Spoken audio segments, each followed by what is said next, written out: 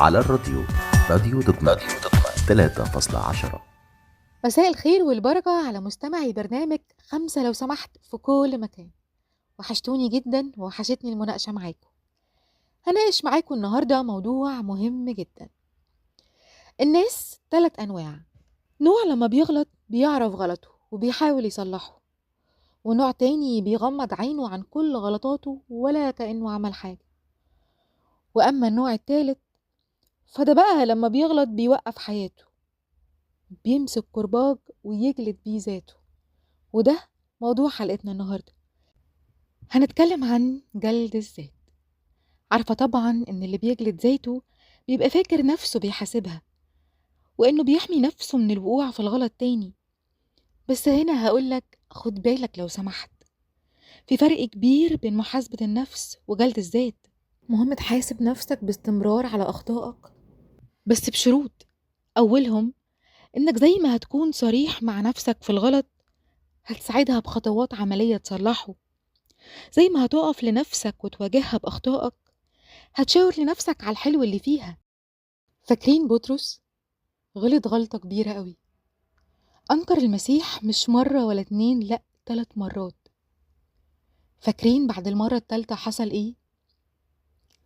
الكتاب بيقول في إنجيل معلمنا لوقا إصحاح 22 آية 61: فالتفت الرب ونظر إلى بطرس فتذكر بطرس كلام الرب. وبعدها بيكمل الكتاب: فخرج بطرس إلى خارج وبكى بكاء مر. ما بتسيبنيش قابلني برغم تقصيري، انا ما بجيش وبتجيلي، ما بتلومنيش على الماضي وكان همك وغيابي.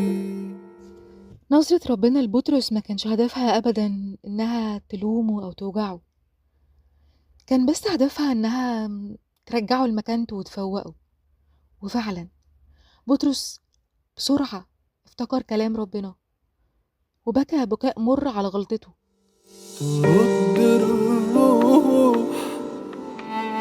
ومن قبري تقومني وتدي حياة وتضمني، ولو تعبان تيجي تزورني بدون ما بقول بتفهمني. بس بطرس كان شاطر، موقفش عند الغلطة دي، قام مكمل وبقى كارز عظيم، على عكس يهوذا اللي وقف عند غلطته وانتحر. معلمنا بولس الرسول قال لتلميذه تيموساوس نصيحة مهمة قوي: لاحظ نفسك والتعليم وداوم على ذلك، لأنك إذ فعلت هذا تخلص نفسك. يعني هدف محاسبة النفس هو خلاصها مش عقابها.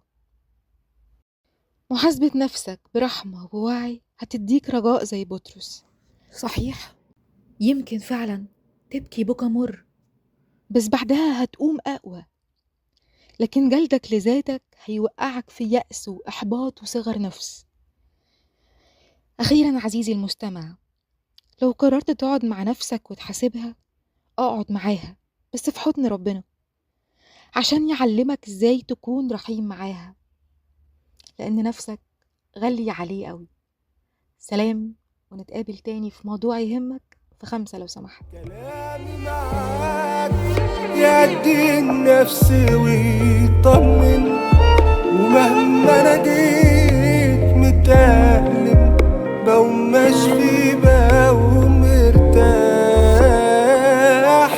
بتدي حلول لحاجات صعبة ما تتحلش، مادام في ايديك ما بهتمش تبدل ديتي راديو دقمة بالافراح. 3.10.